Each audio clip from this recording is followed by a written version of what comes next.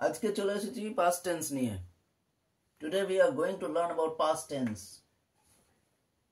In the last video we had seen the time and tense of the verbs. আজকে দেখব past tense.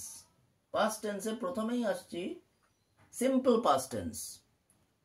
Simple past tense এ কি থাকে, মানে কেমন ভাবে সাজাবে simple past tense টা। প্রথমে থাকবে সাবজেক্ট, সাবজেক্টের সঙ্গে থাকবে ভার্ব। ভার্বটা কিসে থাকবে, কোন টেন্সে থাকবে, পাস্ট টেন্সে লিখতে হবে। ভার্বটাই পাস্ট টেন্সে লিখতে হবে। যেমন সাবজেক্ট হচ্ছে এখানে Ram, Ram went to school. এই যে ওয়েন্টটা হচ্ছে ভার্ব ইন পাস্ট টেন্স। এবার ওয়েন্ট কোথায় ওয়েন্ট সেটা জানার দরকার পড়ে, কিন্তু আসলে এই দুটো রাম আর ওয়েন্ট এই দুটো হচ্ছে মেন জিনিস। এইটা দেখলেই বোঝা যায় যে এটা সিম্পল পাস্ট টেন্স। বোঝা গেল?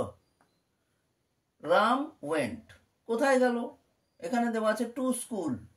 টু স্কুল না হয়ে টু মার্কেট হতে পারতো, টু স্কুল না হয়ে টু সি দ্য মুভি হতে পারতো, যে কোনো জিনিস হতে পারতো, কিন্তু এই দুটোই হচ্ছে মেন, রাম আর ওয়েন্ট।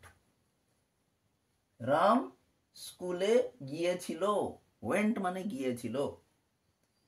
তারপর আসছি আরেকটা সেন্টেন্স, কপিল। কপিল দেবের নাম সবাই শুনেছে। Kapil Dev was a great cricketer. Kapil played cricket. Kapil আর প্লেড এই দুটোই হচ্ছে মেন। কি খেলেছিল সেটা পরের কথা, কিন্তু কপিল প্লেড, এখানে কপিলটা হচ্ছে সাবজেক্ট আর ভার্বটা হচ্ছে প্লেড। আর কি খেলেছিল, ব্যাডমিন্টন খেলতে পারে, ক্রিকেট খেলতে পারে, ফুটবল খেলতে পারে, যে কোনো জিনিস খেলতে পারে, কিন্তু কপিল প্লেড ক্রিকেট। 2 নম্বর আসি পাস্ট কন্টিনিউয়াস টেন্স। এটা কন্টিনিউয়াস মানে যেটা ঘটমান। পাস্ট টেন্স মানে অতীতকাল, ঘটমান অতীত। এখানে থাকবে সাবজেক্ট, তার সঙ্গে থাকবে ওয়াজ বা ওয়্যার। যদি ওটা সিঙ্গুলার নাম্বার হয় তাহলে ওয়াজ হবে, আর যদি প্লুরাল নাম্বার হয় তাহলে ওয়্যার হবে। প্লাস ভার্ব থাকবে, ভার্ব উইথ আইএনজি, ইং। তাহলে সাবজেক্ট এখানে রাজু। রাজু ওয়াজ, এই যে ওয়াজ আর ওয়্যার থেকে ওয়াজ নেওয়া হয়েছে কারণ এটা সিঙ্গুলার, একজন মানুষ রাজু।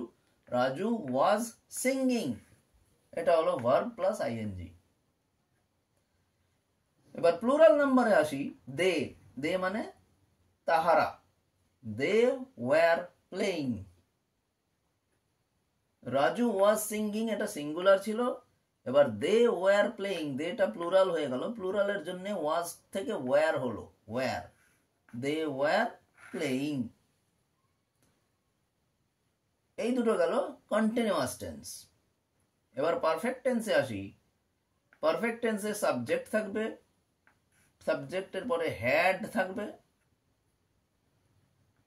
আর ভার্বের পাস্ট পার্টিসিপল ফর্ম।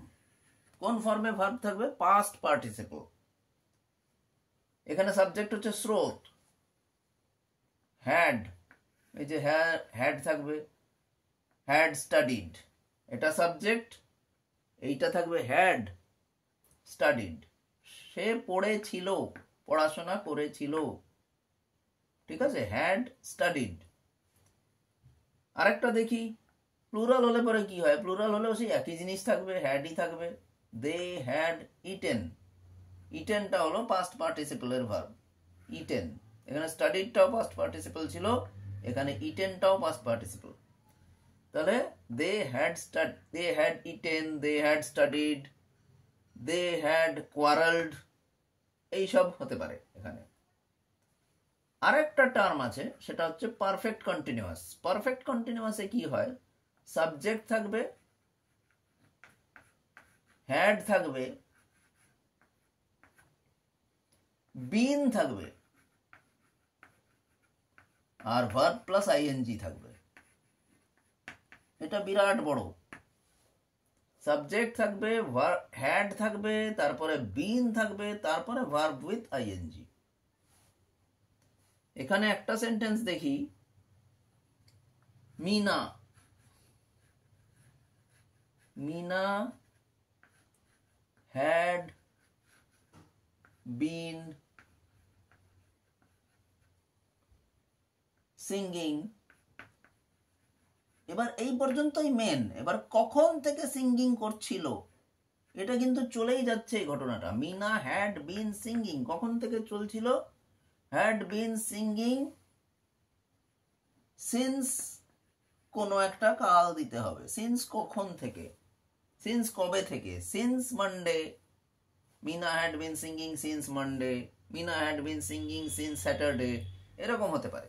এইটা জরুরি না, জরুরি হচ্ছে এই পর্যন্ত যেটা আমরা লিখলাম, মিনা হ্যাড বিন সিঙ্গিং। এবার কি হবে সেটা পরের ব্যাপার। কবে থেকে হচ্ছিল? সকালবেলা থেকে, রাত্রিবেলা থেকে, এটা যে কোনো সময়, পরের একটা সময় বলবে, টাইম। এখানে একটা টাইম মেনশন করতে হয় সাধারণত, কিন্তু আমরা জেনারেলি ওটা করে থাকি না।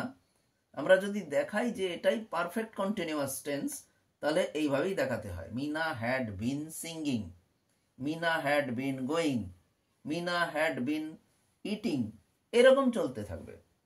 তাহলে এই আজকের মতো পাস্ট টেন্সের লেসন এই পর্যন্তই। আবার দেখা হবে নেক্সট ভিডিওতে, সেখানে আমি আরেকটা ভার্বের